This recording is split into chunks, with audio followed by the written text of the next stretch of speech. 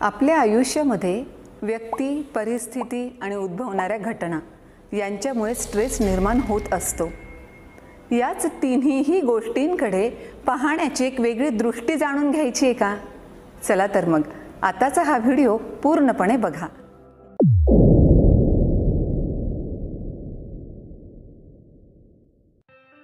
नमस्कार, मी अंजली धानोरकर, उपजिल्हाधिकारी. गृहीत धरा की माझ्याकडे एवढे अधिकार आहे की तुमच्यापैकी कुणालाही मी सम्राटपद बहाल करू शकते. बघा हां, सम्राट हा मोठा शब्द वापरला आहे मी. राजा किंवा आणखीन तत्सम काही छोटे शब्द नाहीत वापरले. थेट अगदी सम्राटपद मी तुम्हाला देऊ शकते. पण अर्थात हे सम्राटपद तुम्हाला हवं आहे किंवा नको हे जाणून जर घ्यायचं असेल तर डेफिनेटली तुम्ही मला प्रतिप्रश्न कराल की कोणत्या राज्याचं सम्राटपद आम्हाला देणार आहे. मग त्या राज्याबद्दल सुद्धा मी तुम्हाला माहिती सांगते. हे राज्य ना अतिशय सुंदर आहे. म्हणजे आतापर्यंत तुम्ही कथा कादंबऱ्यांमध्ये जे काही वाचलं असेल, जे काही स्क्रीनवर पाहिलं असेल, तसं सगळ्या छान छान बाबी आहेत बरं का. म्हणजे थोडं सविस्तर जर सांगायचं झालं तर तिथे मस्तपैकी उंच उंच डोंगर आहेत, खोल खोल दऱ्या आहेत, झुळझुळणारे झरे आहेत, खळाळणाऱ्या नद्या आहेत, अथांग समुद्र आहे. आणि तुमच्यापैकी जर मला कोणी विचारेल की तिथे एखादी हिऱ्याची खाण असेल का, तर माझं काय उत्तर असेल? असं एकवचनात नाही बोलायचं, अनेक वचनात बोलायचं. खाण नव्हे, खाणी आहेत. आणि फक्त हिऱ्याची काय घेऊन बसलात? ज्या ज्या कशाच्या खाणी अवेलेबल असतात त्या सगळ्याच्या सगळ्या खाणी त्या राज्यामध्ये अवेलेबल आहेत. आणि जस्ट तुम्ही कमेंट बॉक्समध्ये मला सम्राटपद पाहिजे असं लिहिलं की लगेच ते सम्राटपद मी तुम्हाला बहाल करू शकते. एवढे अधिकार माझ्याकडे आहेत. सो आता एक गोष्ट ही पण लक्षात ठेवलीच पाहिजे मी स्वतः, की जे काही सांगायचं आहे ते पूर्ण सत्य सांगावं लागेल त्या राज्याबद्दलचं. म्हणजे म्हणतात ना, नीम हकीम खत्रे जान, तसं नको व्हायला. म्हणून मग त्या राज्याचं वर्णन करताना मी पुढे तुम्हाला आणखी काही गोष्टी सांगेन. ते म्हणजे तिथे जिवंत अस्तित्व फक्त तुमचं एकमेव असणार आहे बरं का. म्हणजे मोठमोठे पशु पक्षी प्राणी हे तर सोडूनच द्या, अगदी साधे साधे किडा, मुंगी, अळी, झुरळ असं सुद्धा तिथे काहीही असणार नाही. जिवंत अस्तित्व एकमेव तुमचंच. आता सांगा बरं, सम्राटपद खरंच कुणाला हवं आहे? येस, आता तुमच्या मनात लगेच विचार आला असेल की मग त्या राज्यामध्ये सम्राटपदावर जाऊन काय उपयोग? एक्झॅक्टली, मला हेच तर लक्षात आणून द्यायचं आहे. म्हणजे आपल्याला ते सम्राटपद अगदी नकोसं वाटतं. का माहीत आहे? कारण इथे ज्या कोणत्या परिस्थितींमध्ये आपण असतो, ज्या कोणत्या व्यक्तींच्या सोबत असतो, त्याच्यामुळेच तर आपल्या अस्तित्वाला अर्थ असतो. म्हणजे भलेही त्या राज्यामध्ये आपण सम्राटपदावर आहोत, पण प्रजाजन आहेत का कोणी? जर नसतील प्रजाजन तर त्या सम्राटपदाला काय अर्थ आहे? इथे आपण एखादी छोटीशी गोष्ट जरी खूप उत्तम केली की लगेच आपल्या पाठीवर शाबासकीची थाप देणारे कितीतरी जण आहेत, आपलं कौतुक करणारे खूप जण आहेत. एवढ्या मोठ्या सम्राटपदावर गेल्यानंतर तिथे कोणी कौतुक करणारं आहे का आपलं? ॲब्सोल्युटली कोणीही नाही. आणि मग आपल्या मनात तोच विचार येईल, जर कोणीच तिथे नसेल तर त्या सम्राटपदाला अर्थ तरी काय आहे? एक्झॅक्टली तेच लक्षात आणून देण्यासाठी मी हा मुद्दा मांडलाय.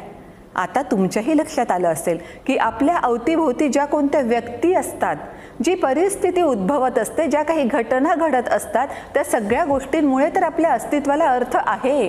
आणि त्याच्याही पुढे जाऊन जर म्हणायचं झालं तर आपल्या सगळ्यांच्या लक्षात येईल की आपल्या प्रत्येकाचं एक स्वतंत्र असं वर्तुळ असतं आणि त्या वर्तुळाचा आपण स्वतः केंद्रबिंदू असतो. आणि हे सगळेच जण माझ्या भोवती फिरतात याचा आपल्याला रास्त अभिमान सुद्धा असतो.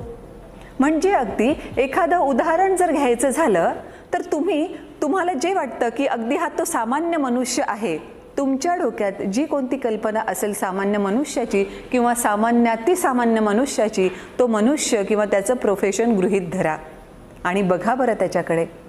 तुम्हाला तो कितीही किरकोळ सामान्य काम करणारा मनुष्य वाटत असेल तरी सुद्धा त्याही मनुष्याच्या आयुष्यात बरेच जण असे असतील की जे जेवणासाठी त्याची वाट पाहत असतील.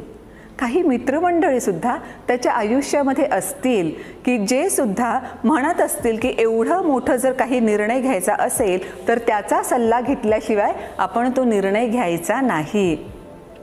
म्हणजेच आपल्याला जरी वाटत असेल की त्याचं काम खूप सामान्य आहे, खरं तर माझं स्वतःचं मत हे आहे बरं की समाजाला प्रत्येक प्रकारच्या कामाची गरज असते आणि प्रत्येक प्रकारचं काम समाजासाठी महत्त्वाचं असतंच.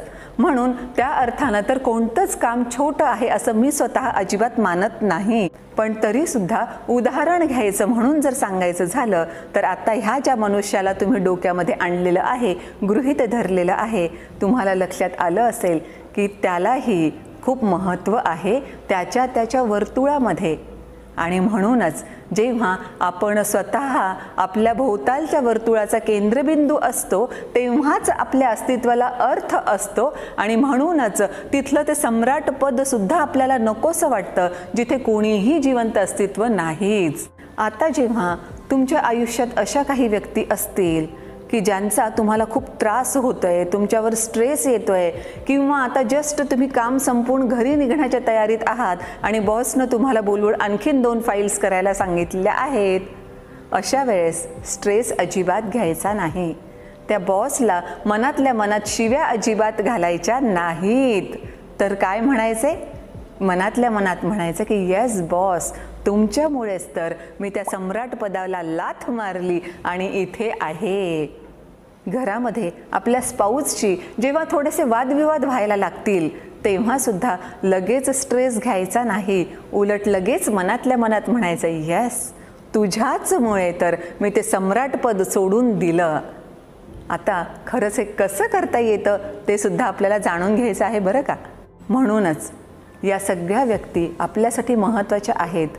वेगवेगळ्या प्रकारच्या परिस्थिती उद्भवत असतात, घटना घडत असतात, पण त्या टॅकल कशा करायच्या हे जर आपल्याला कळालं ना तर ह्या गोष्टींचा आपल्याला त्रास होणार नाही, आपल्यावर स्ट्रेसही येणार नाही. मग नेमक्या या व्यक्तींच्या संदर्भानं आणि परिस्थिती घटनांच्या संदर्भानं आपण काय करायचं आहे का काही त्याला उपाय, हे आपण जाणून घेऊया पुढच्या भागामध्ये. तोपर्यंत नमस्कार.